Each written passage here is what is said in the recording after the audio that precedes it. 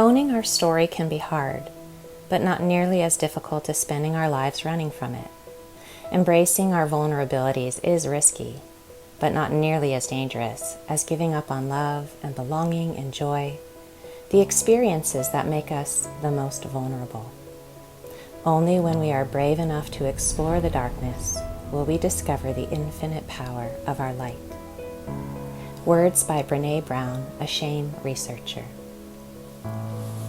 When I was quite young and first coming to terms with the fact that I was an incest survivor, I looked around my community for examples of other individuals like myself.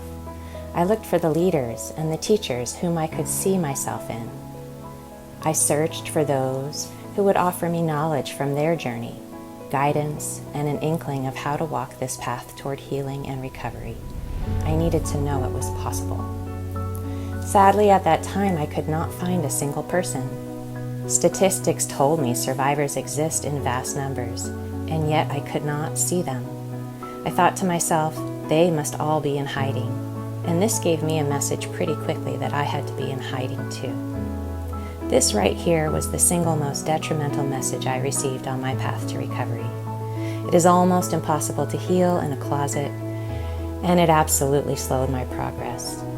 Although I had therapists and small groups where I could talk about my experience, the fact that I felt that I could not simply say that I am an incest survivor in my everyday life turned into years of intense concealment and hiding, a full-time job in and of itself.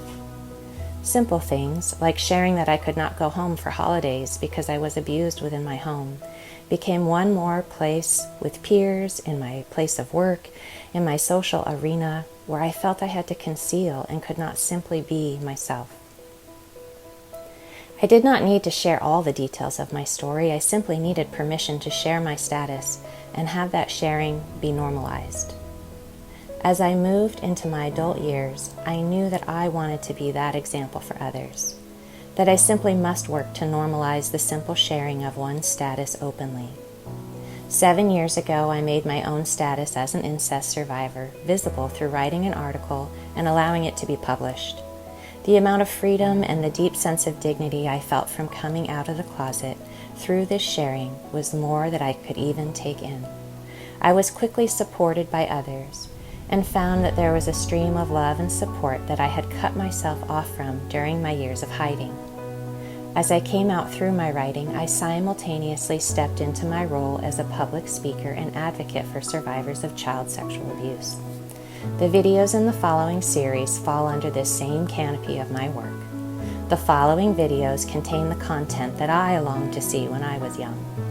With great awareness to not share specific details of my abuse, as this can be re-traumatizing for other survivors, I mindfully share a piece of my own journey and story in each video.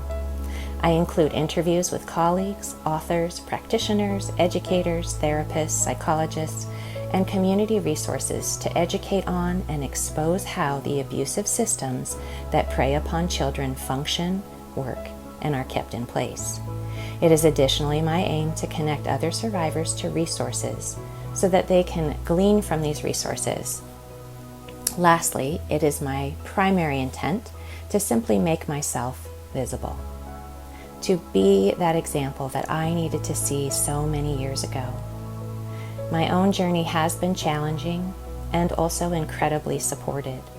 As I slowly gained the courage to allow in the support of others through the dance of vulnerability, I can see that I had so many beautiful feet walking alongside me all along. As survivors, we often feel alone. However, that is not completely accurate, although right now, listening to this, it might feel that way. Fellow survivor, this is my offering to you. May your path be easier than mine, and may you have the courage to let in support and connection. May you have the courage to allow others to see you and have the honor to fully and completely know you. You were made for connection.